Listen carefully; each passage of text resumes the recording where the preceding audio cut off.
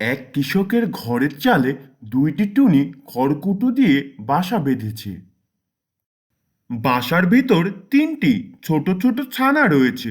খুব ছোট ছানা, তারা উঠতেও পারে না। তারা শুধু হা করে আর চিচি করে ডাকে।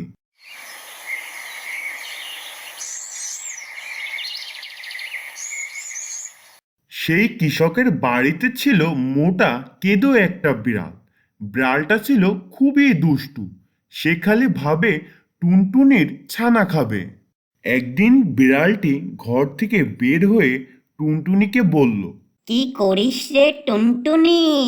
টুনটুনি তার মাথা হেট করে ঘরের চালের উপরে বসে বলল, সেলাম মহারানী। তাতে বিড়ালিনী ভারী খুশি হয়ে চলে গেল।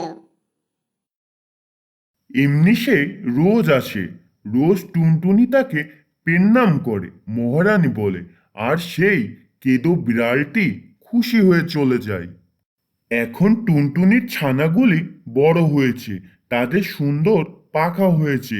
তা দেখে টুনটুনি তাদেরকে বলল, বাবারা, তোমরা উঠতে পারবা? ছানাগুলো বলল, হ্যাঁ মা, পারবো।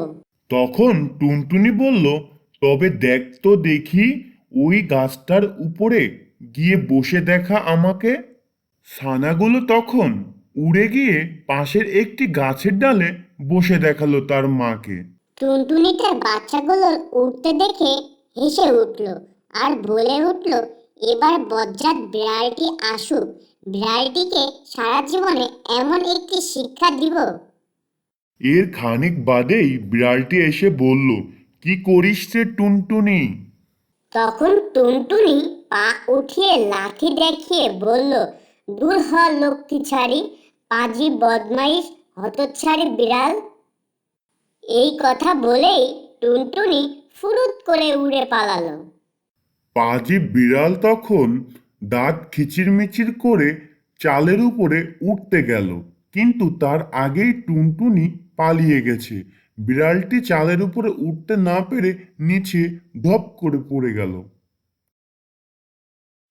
টুনটুনি উঠতে উঠতে বলতে লাগলো, পাজি বিড়াল, আমাকে ধরতে পারবেন না, আমাকে ধরতে পারবেন না। বন্ধুরা, ভিডিওটি ভালো লাগলে অবশ্যই লাইক, কমেন্ট এবং সাবস্ক্রাইব করতে ভুলো না যেন।